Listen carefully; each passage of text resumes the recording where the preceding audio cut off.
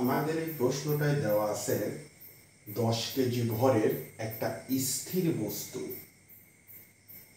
এর উপর এফ মানের বল 20 সেকেন্ড যাবত প্রয়োগ করা হলো এবং এখানে দেওয়া আছে যে ঘর্ষণ বলটা, সেই ঘর্ষণ বলটা কত দেওয়া আছে? 2 নিউটন। তো 20 সেকেন্ড পরে বস্তুটা আবার মুক্তভাবে চলতেছে। তাহলে এখন আমাদের এই এফ এর মানটা আমাদের নির্ণয় করতে বলছে। তো এখানে যে বিষয়টা আসলে খেয়াল করার বিষয়, যে আসলে আমাদের এই এফটা আসলে কি বল। তো এফটা কিন্তু আসলে আমাদের প্রযুক্ত বল। আমরা কি জানি? প্রযুক্ত বল ইকুয়াল টু ঘর্ষণ বল যোগ কার্যকরী বল। তো প্রযুক্ত বল এফ, ঘর্ষণ বলকে বলা হয় এফ কে, এবং কার্যকরী বলকে বলা হয় এফ ই। ইফেক্টিভ ফোর্স কার্যকরী বল, কাইনেটিক ফোর্স ঘর্ষণ বল। তো যেহেতু আমাদের এখানে প্রযুক্ত বলটার মান চাইছে এবং এখানে আমাদের প্রশ্নে দেখা যাচ্ছে ঘর্ষণ বলটাতে আছে কত? 2 নিউটন। তাহলে এফ কে ইকুয়াল টু কত? 2 নিউটন। তাহলে এফ কে জায়গায় আমরা 2 নিউটন বসায় দিলাম। এখন হলো কার্যকরী বলটা আমাদের কত। তো কার্যকরী বল এফ ই ইজিক্যাল টু আমরা কি জানি? এম এ ভর গুণন অভিকর্ষ ত্বরণ, যেখানে বস্তুটার ভর এম আমাদের দেওয়া আছে 10 কেজি। এখন আমাদের প্রয়োজন এর মানটা। তাহলে এটা আমরা কিভাবে নির্ণয় করব?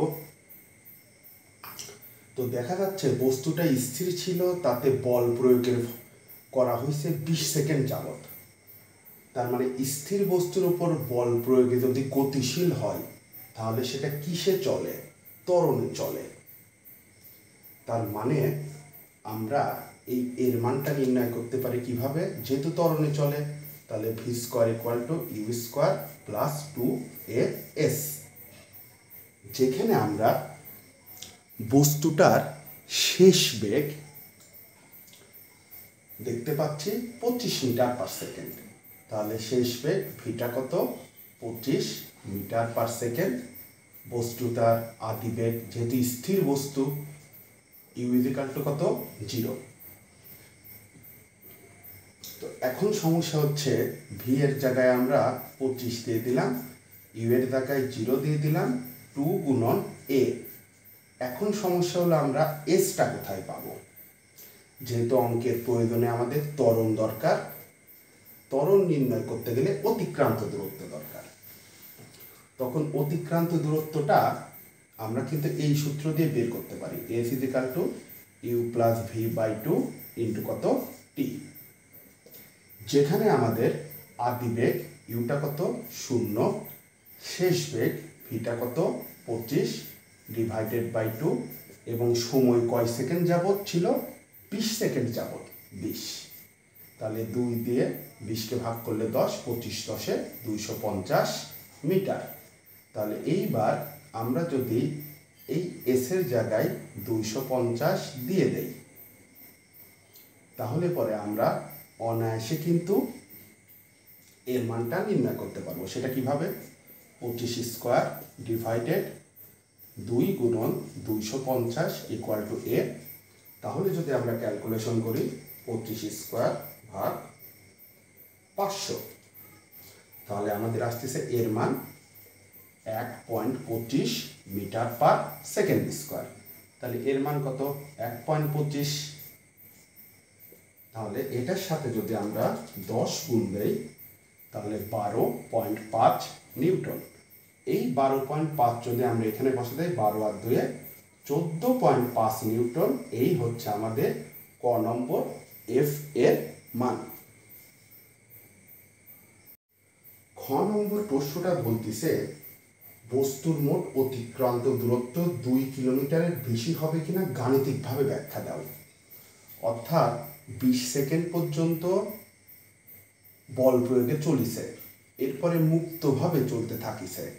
তো এখন প্রথম থেকে শেষ পর্যন্ত এর মোট অতিক্রান্ত দূরত্ব 2 কিলোমিটার এর বেশি হবে কিনা এটা হচ্ছে আমাদের চাওয়া। তো সেই জন্য আমরা এই পথটুকু আগে নির্ণয় করব যে আসলে ত্বরণে এটা কত দূর গেছিল, কিংবা বল প্রয়োগ যতক্ষণ যে 20 সেকেন্ড পর্যন্ত করা হয়েছিল সেই ক্ষেত্রে বস্তুটা কত দূর গেল। তারপরে আমরা অবশিষ্ট পথটা বল প্রয়োগ অপসারণ করার পরে কত দূর গেছে সেটা দেখব। তো আমরা সেই ক্ষেত্রে প্রথম ক্ষেত্রে আমরা যেহেতু ত্বরণে গেছে, তো গড় বেগের সূত্র দিয়ে আমরা গড় সরণ নির্ণয় করতে পারি, যেখানে আমরা ইউটা দেখতেছি কত, স্থির বস্তু 0, ভিটা কত 25 মিটার পার সেকেন্ড, এবং কত সময় যাবত চলতেছে 20 সেকেন্ড। তাহলে যদি মানগুলো বসাই দেই 0 + 25 ডিভাইডেড বাই 2 ইন্টু 20, ক্যালকুলেশন করলে 250 মিটার। তার মানে এইটুকু গেল 250 মিটার। এখন অবশিষ্ট পথ, তো অবশিষ্ট পথ যখন আমরা ক্যালকুলেশন করতে যাব তখন দেখতেছি যে বস্তুটার উপর কিন্তু 20 সেকেন্ড পরে মুক্তভাবে চলা ধরিছে। তার মানে প্রযুক্ত বল এখানে বন্ধ করে দেওয়া হয়েছে। আমরা জানি প্রযুক্ত বল যদি বন্ধ করে দেওয়া হয় তাহলে তো এখানে আর ত্বরণ থাকবে না, তার মানে মুক্তভাবে চলবে। তো মুক্তভাবে চলতে গেলেও কিন্তু এখানে ঘর্ষণ বল এফ কে সমান সমান 2 নিউটন, যেটা আমাদের উদ্দীপকে দেওয়া আছে, সেটা কিন্তু প্রযোজ্য। এখন এই অবশিষ্ট পথটাই তো ঘর্ষণ বল আছে, এখন দেখতে হবে এই অবস্থাটাই কত দূরত্ব গেছে। তো সেটা যদি আমরা নির্ণয় করতে চাই তাহলে ঘর্ষণ বলের ক্ষেত্রে আমরা জানি যে প্রথম অবস্থার যেটা শেষ বেগ সেটা দ্বিতীয় অবস্থার কি আদি বেগ।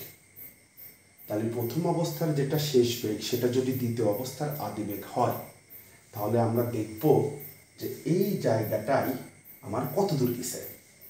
যেহেতু ঘর্ষণ আছে সেহেতু আমরা এবার দেব দ্বিতীয় ক্ষেত্রে এফ কে ইকুয়াল টু কত 2 নিউটন। তো যেহেতু ঘর্ষণ বল গতির বিপরীতে ক্রিয়া করে, অর্থাৎ যেদিকে বস্তু যায় ঘর্ষণটা তার বিপরীতে ক্রিয়া করে, তার মানে ঘর্ষণ বল অবশ্যই কি হবে বাধাদানকারী বলের উপর ঋণাত্মক।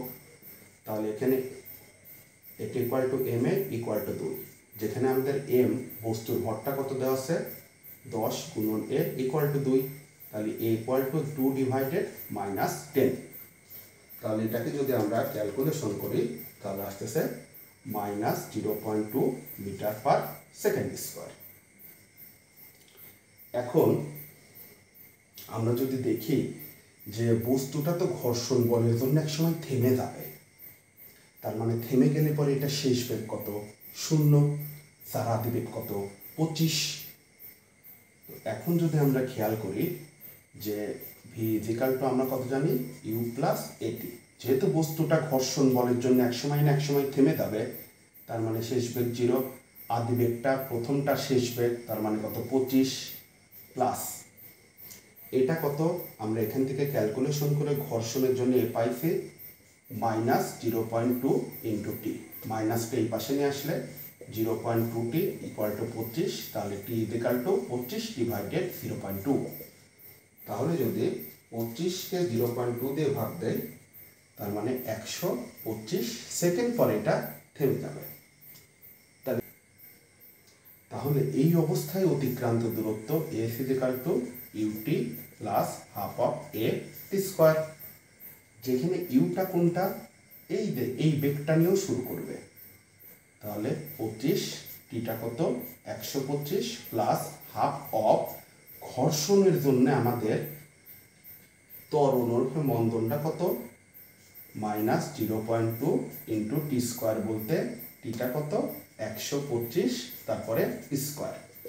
এইটুকু যদি আমরা ক্যালকুলেশন করি তাহলে আমাদের ক্যালকুলেট করলে আসতেছে 1562.5 মিটার। তাহলে এখন আমাদের দেখা যাচ্ছে যে 250 মিটার গেছিল যতক্ষণ বল প্রযুক্ত ছিল, আর থেমে যাওয়ার আগ পর্যন্ত গেছে কত? 1562.5 মিটার। তাহলে টোটাল দূরত্ব এফ ইকুয়াল টু, প্রথমে গেল কত? 250, সেকেন্ড স্টেজে গেল 1562.5।